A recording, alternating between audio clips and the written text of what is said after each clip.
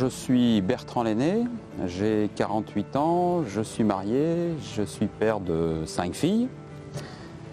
Je suis ingénieur Supélec et depuis 2007, je travaille en tant qu'indépendant, donc freelancer, en tant que directeur de chantier ou directeur de projet, en Afrique essentiellement, sur des projets d'infrastructures électriques, tels que les postes haute tension, les réseaux, les lignes haute tension et les parcs éoliens. Voilà, donc ça fait une douzaine d'années que j'ai ce type d'activité. Alors, les postes haute tension, j'en ai construit une petite vingtaine de différents types. J'ai fait des lignes haute tension également. Et les parcs éoliens, j'ai participé à 6 projets de parcs éoliens en Éthiopie, au Maroc, aux Pays-Bas, au Kenya. Et donc au total, j'ai installé environ 1 gigawatt d'éoliennes, ce qui représente un peu plus de 600 éoliennes. Je travaille avec Pentabel depuis 2012. On a commencé ensemble sur 2 parcs éoliens au Maroc. Et là, je viens d'achever un 3e parc éolien au Maroc, toujours en travaillant avec Pentabel pour le compte de Siemens Gamesa. Donc c'était le projet Aftisat dans le sud du Maroc, un projet de 200 MW, 56 éoliennes de 3,6 MW chacune. Voilà, c'est un projet qu'on a démarré en août 2017 et qui vient de s'achever. Donc c'est un projet que j'ai géré depuis donc sur site en tant que directeur de chantier, depuis la livraison des composants d'éoliennes, leur montage et donc tout récemment les tests, les essais et les finitions.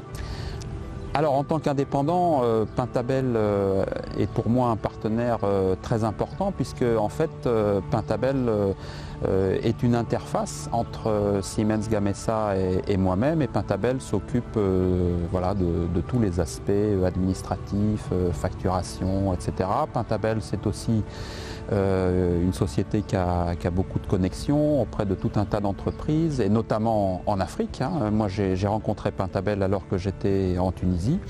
Donc pour l'instant je n'ai travaillé avec Pentabel qu'au Maroc, mais je sais que Pentabel a d'autres opportunités. On parle aujourd'hui de l'Arabie Saoudite, on parle du Bénin, de la Côte d'Ivoire, donc ça n'est qu'un début.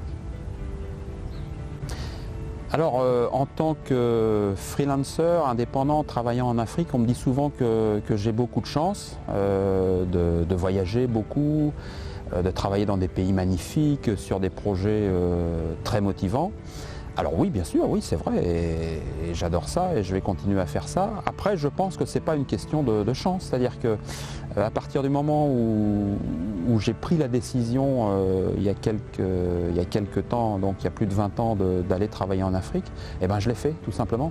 Donc tout un chacun, quel que soit son statut actuel, employé ou en recherche d'emploi ou autre, à partir du moment où il souhaite devenir indépendant, où il souhaite travailler en tant qu'expatrié en Afrique ou ailleurs, il faut développer quelques compétences, avoir la chance de trouver quelqu'un qui lui mette le pied à l'étrier, comme Pentabel par exemple, et après, libre à chacun de faire ses preuves et de continuer sur cette voie. Je crois que les opportunités ne manquent pas pour être indépendant et pour travailler sur des projets partout dans le monde.